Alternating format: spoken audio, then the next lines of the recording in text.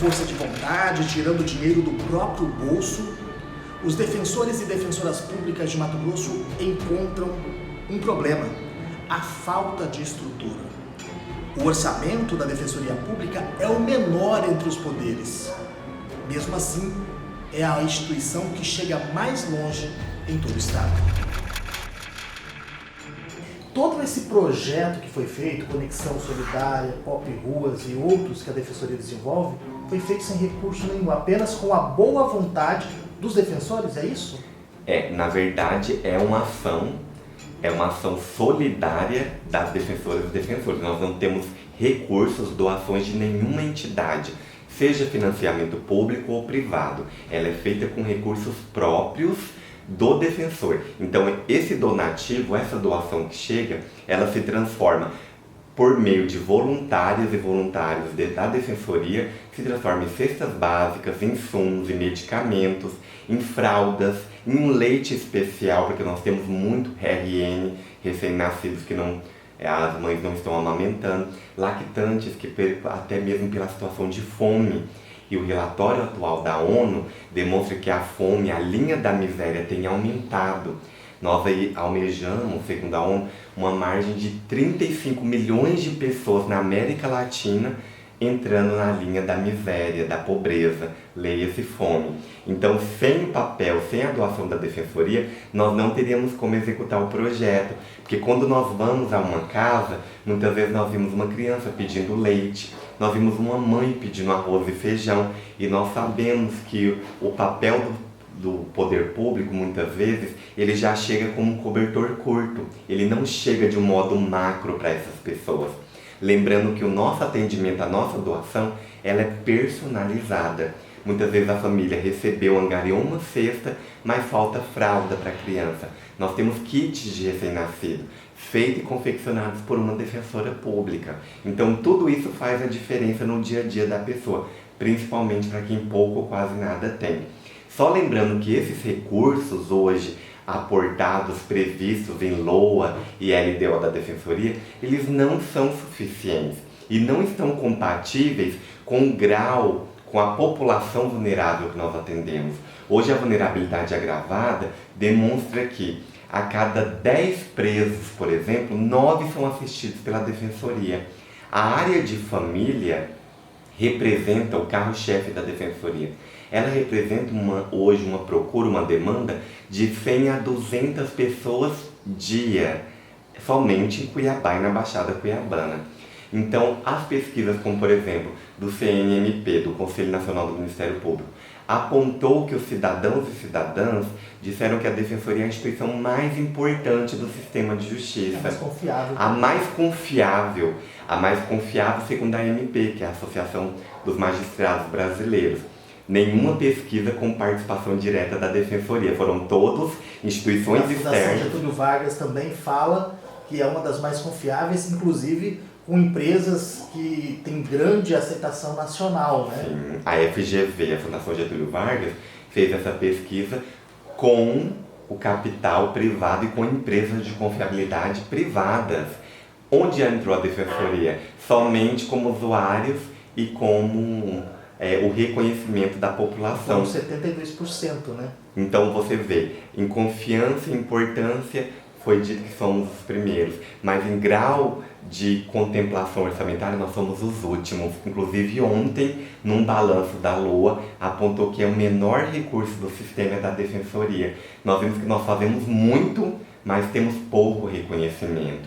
Temos visto aí deputados dizendo sempre disso, o papel de expansão da Defensoria, mas na hora da fatia do bolo, parece que todos os entes familiares abarcam muito, abocanham muito, e a nossa fatia ela fica muito pequena. A senhora sente essa aprovação no dia a dia, tanto por parte dos assistidos, como também o reconhecimento de outros poderes, como o governo do Estado e o governo federal, em relação à Defensoria e aos defensores? Bom, eu sinto essa aprovação da população, dos nossos assistidos, das nossas assistidas, das pessoas que nos procuram nos nossos núcleos, pedindo atendimento, pedindo orientação. A gente sente, claro, porque a gente sempre tem o feedback do atendimento que a gente proporciona para essas pessoas. Agora, em relação ao governo do estado, em relação a outras instituições, a gente não sente tanto, mas o Poder Judiciário reconhece o nosso valor, tanto que há pouco tempo, há um mês e meio atrás, a vara onde eu atuo, a vara da violência doméstica e familiar de Várzea Grande, ela ficou em segundo lugar no ranking de produção.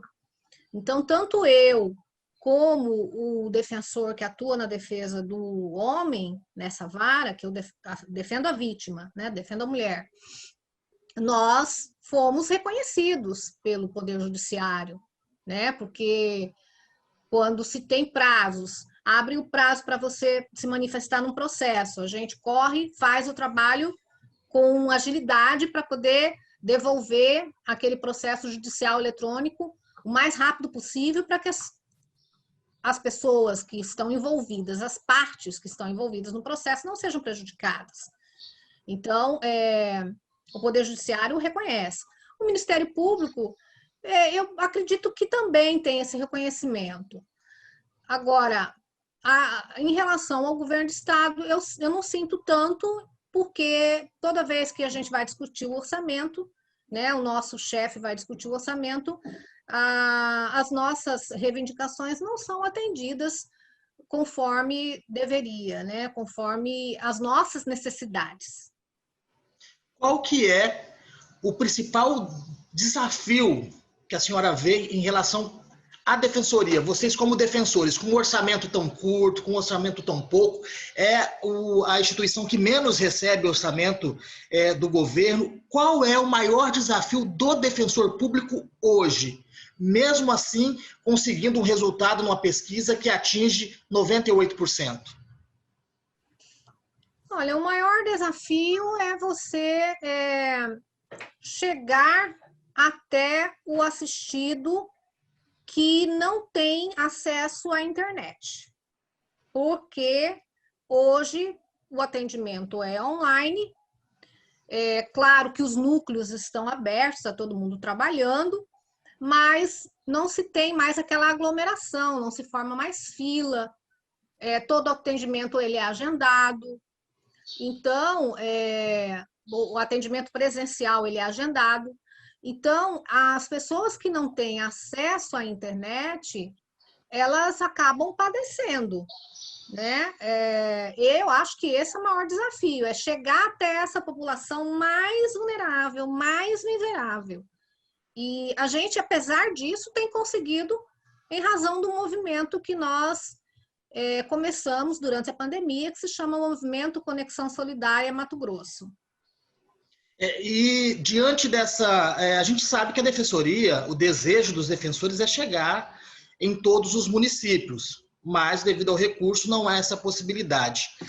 Como foi para a senhora lidar com a mudança do presencial para o digital, principalmente nesse período de pandemia? A gente sabe que na questão da violência doméstica, durante esse período, aumentou-se muito as denúncias, né, de agressões contra a mulher, de problemas familiares dentro de casa. E esse atendimento por meio digital dificultou o trabalho dos defensores? Ou, na opinião da senhora, não, facilitou e ainda facilitou a vida de quem procura a defensoria pública? Existem duas situações. Eu, por exemplo, fui acometida de uma síndrome do carpo. Eu fiquei muito tempo trabalhando no computador, em home office, e isso me prejudicou. Eu não tive Covid, mas eu desenvolvi essa síndrome em razão do aumento do volume de trabalho. Nessa pandemia, a gente acordava e já estava no computador, e ia dormir, estava no computador. Agora, muitas mulheres que sofrem violência não tiveram acesso à justiça, porque elas estavam em casa, não tinha como sair para denunciar. Algumas não tinham acesso à internet, então não tinha como fazer passar um WhatsApp, entrar em contato com alguém para avisar que estava sendo agredida, que estava sofrendo violência. Então, houve essas duas situações aí que foram desafiadoras, né? E também teve aquelas mulheres que com um pouquinho mais, com uma condição melhor, né? Essas aí se sentiram menos constrangidas. Então, elas gostaram também desse atendimento online, porque elas sentiam menos vergonha, né, de conversar com a gente cara a cara. Então, pelo telefone, pelo computador, pelo celular, ficava menos constrangimento para elas.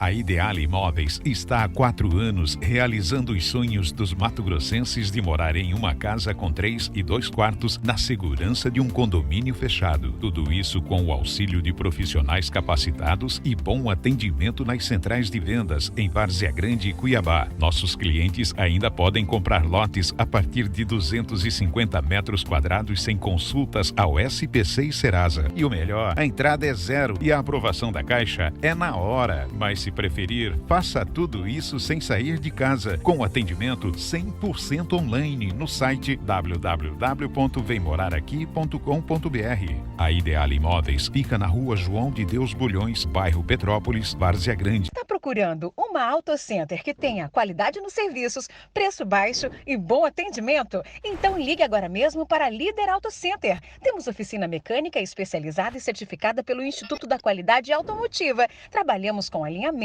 e balanceamento, autoelétrica, autopeças, injeção eletrônica, além da troca de óleo mais rápida da cidade. E claro, atendimento exclusivo com hora marcada. Deixe seu veículo aos cuidados de quem entende e ama carros. Estamos em novo endereço, agora na Rua Comandante Costa, 3018, bairro Porto, Cuiabá. Telefone 65 3027 1400.